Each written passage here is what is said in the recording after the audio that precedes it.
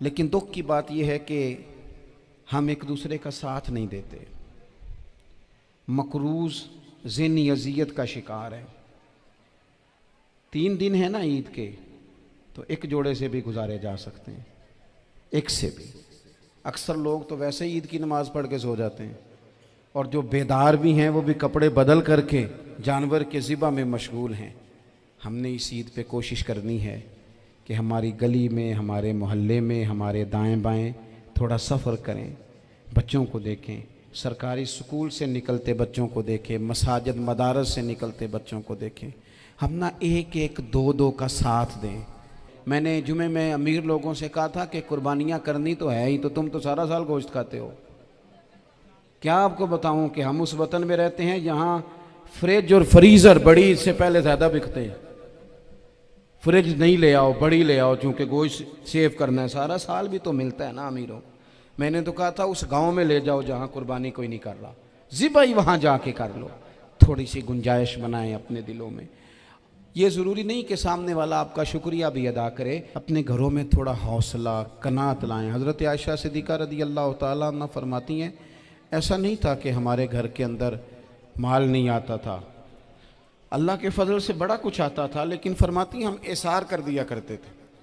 हुजूर का मिजाज एसार कर देने का है। याद रखना, शम्मा से अगर कई शम्मे जल जाएं तो इसकी रोशनी में कभी कमी नहीं आती। हज़ारों दिए भी जल जाएं तो ये दिए मांद नहीं पड़ते।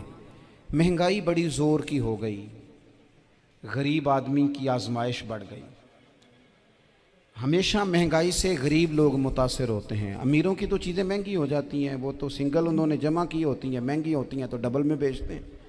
गरीब पिसता है। लेकिन दुख की बात यह है कि हम एक दूसरे का साथ नहीं देते। मकरूज ज़हनी अजियत का शिकार है। 3 दिन है ना ईद के, तो एक जोड़े से भी गुजारे जा सकते हैं, एक से भी। अक्सर लोग तो वैसे ही ईद की नमाज़ पढ़ के सो जाते हैं, और जो बेदार भी हैं वो भी कपड़े बदल करके जानवर के ज़िबा में मशगूल हैं। हमने इस ईद पे कोशिश करनी है कि हमारी गली में, हमारे मोहल्ले में, हमारे दाएं बाएं थोड़ा सफ़र करें, बच्चों को देखें, सरकारी स्कूल से निकलते बच्चों को देखें, मसाजिद मदारस से निकलते बच्चों को देखें। हम ना एक एक दो दो का साथ दें। ये जितनी सियासी जमातें काम कर रही हैं, जिनकी हुकूमत थी, जिनकी है, पता नहीं कल किसकी आएगी, मैं तो ज़ाती तौर पर इनसे पूरा मायूस हूँ। मुझे तो नहीं लगता कि जितने लोग आज तक हुकूमत कर चुके हैं, बार बार आते हैं या पिछली हुकूमत गई है, इनके पास कोई प्लान ही नहीं है। ये तो बेचारे एक दूसरे की टांगें खींचने के अलावा ना कुछ कर सके हैं, ना उम्मीद है कुछ करेंगे। लेकिन गरीब की तकलीफ़ बढ़ गई है। मेरे पास 20 लोग आते हैं, आते तो वो दुआ का कहने हैं, आते तो सिर्फ ये बताने हैं कि इस मुश्किल में हूँ, दुआ करना। लेकिन दोस्तों, लोगों की बातें सुन के बड़ी तकलीफ़ होती है। हम क्या किसी की मदद कर सकते हैं? हमारे लिए तो मदारस चलाने मुश्किल हैं, लेकिन लोग अजियत का शिकार हैं।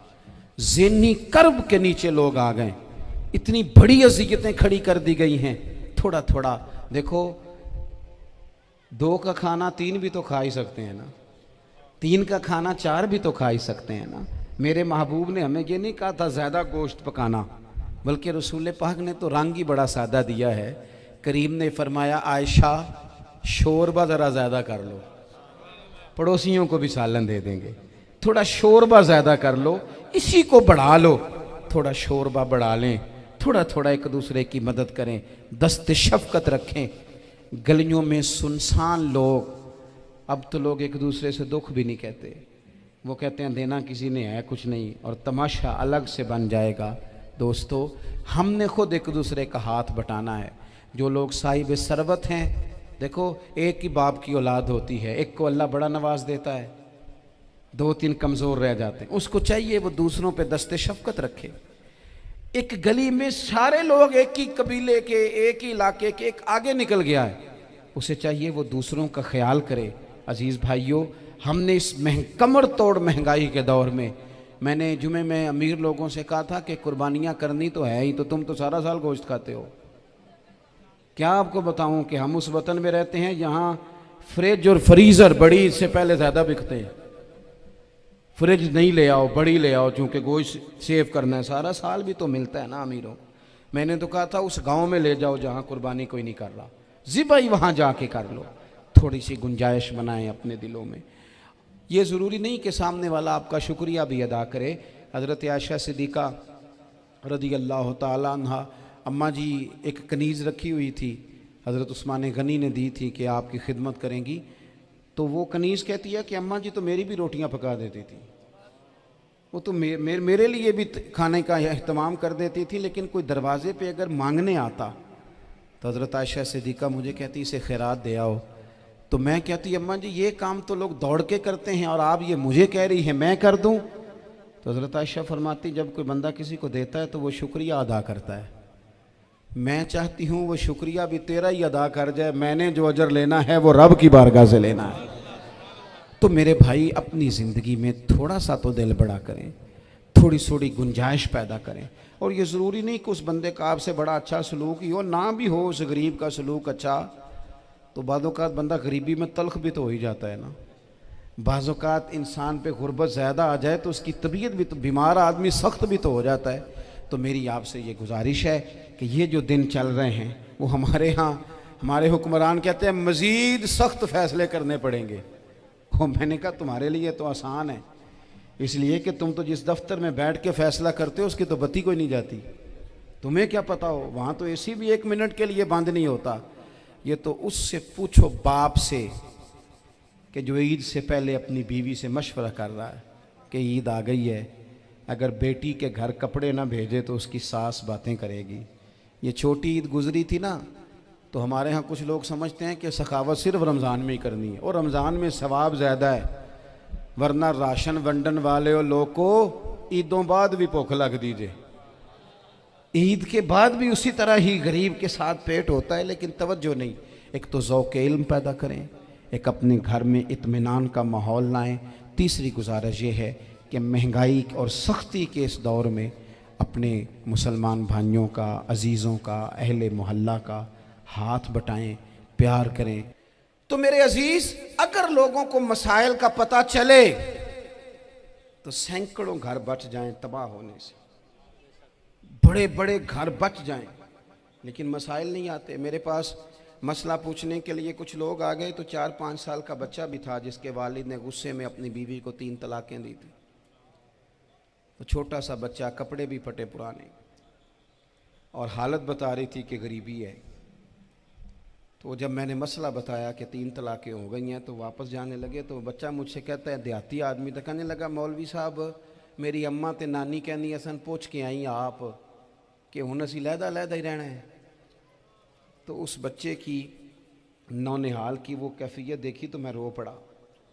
मैंने कहा यार ये बच्चा बेचारा माँ बाप के होते हुए ये यतीमों जैसी ज़िंदगी गुजारेगा, क्योंकि बाप ने तलाक दे दी। किस तरह मसाइल नहीं बताए लोगों को, तालीम से आगाह ही नहीं किया।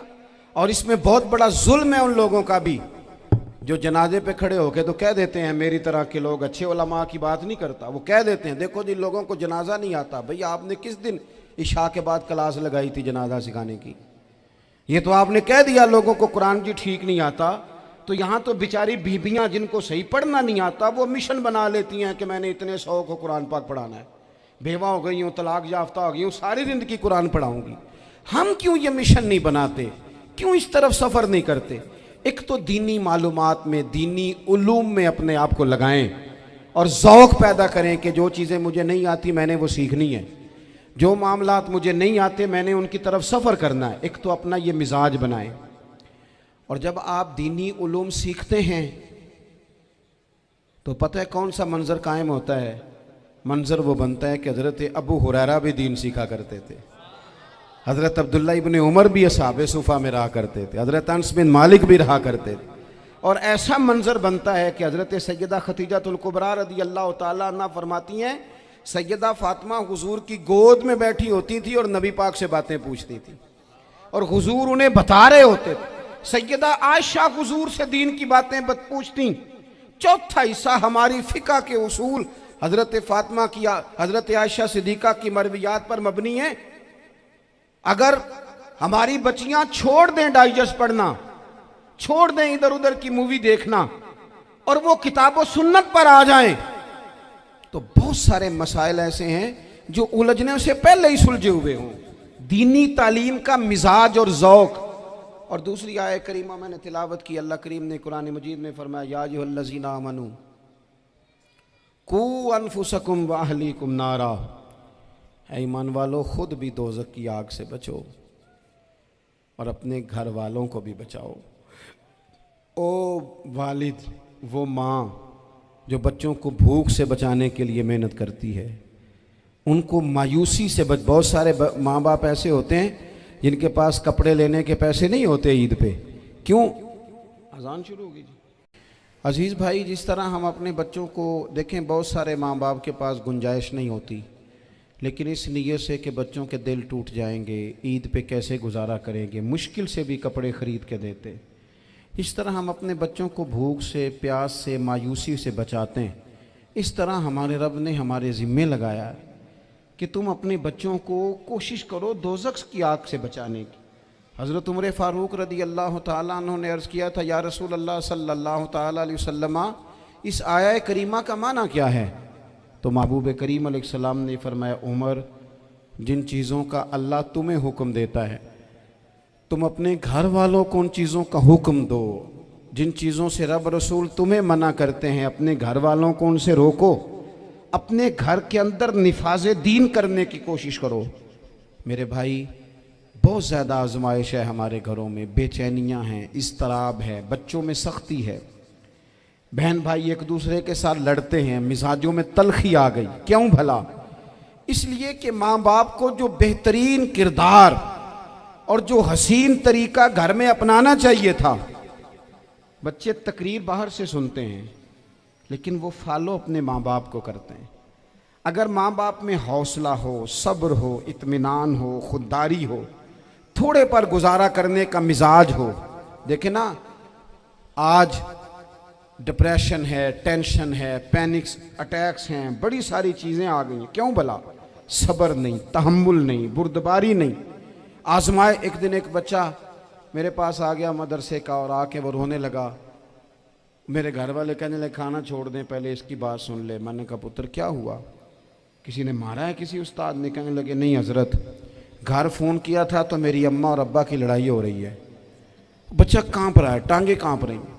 मैंने कहा, क्या हो क्या गया तुम्हें पुत्र? लड़ाई हो रही है तो घरों में हो ही जाती है। कहने लगे, नहीं, आपको पता नहीं, वो बड़ा सख्त लड़ते हैं। मेरे वालिद जब मेरी वालदा को मारने के लिए आगे बढ़ते हैं तो हम सारे चारपाइयों के नीचे छुप जाते हैं।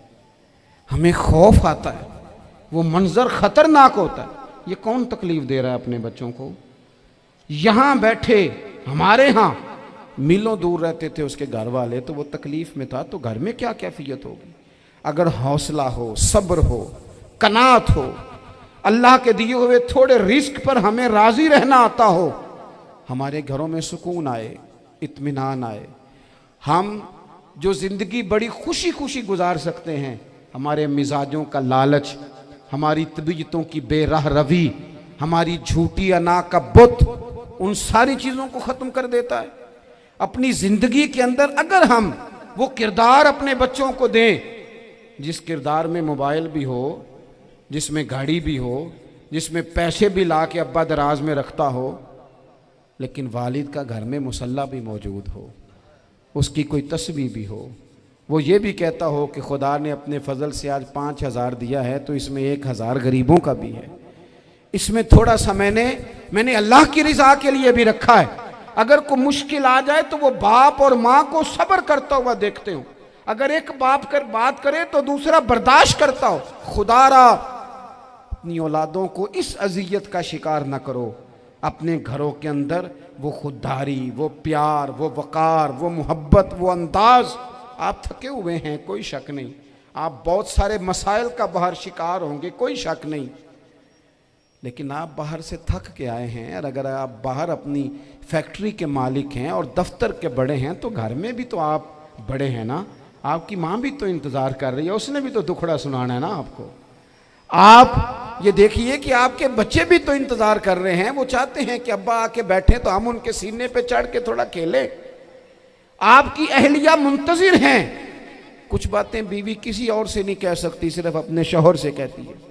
लेकिन वो तो आते ही जलाल में आ गए साहब। वो कहने लगे तू बड़ी नालायक है, मैं थका मांदा आया हूं और तूने मुझे कहानी सुना दी है। वो उस खातून से शिद्दत के साथ पेश आने लगे। मेरे रसूल पाक की हयात नूर को देखो, हज़रत उम्मे ऐमन हुजूर की रज़ाई वालदा हैं, उनकी भी खिदमत हो रही है। हज़रत हलीमा सादी आ रही हैं तो खिदमत हो रही है। हज़रत अब्बास हुजूर के चचा हैं तो करीम फरमाते हैं मेरे चचा हैं बाप की जगह पे। हुजूर दोस्त अहबाब सहाबा गुलामों सब के साथ प्यार कर रहे हैं। 9 अज़वाजे मुतहरात हैं घर के अंदर। और कैफियत ये है कि हुजूर सिर्फ उनकी ज़रूरतों का ही ख्याल नहीं करते, ख्वाहिशात का ही ख्याल नहीं करते, बल्कि मेरे करीम का तरीका ये है कि कोई बंदा आज बोल क्या रहा है, वो कहाँ खड़ा है, आज उसके जुमले किस तरह के हैं, उसका लहजा किस तरह का हो गया है और उसे ठीक कैसे करना है।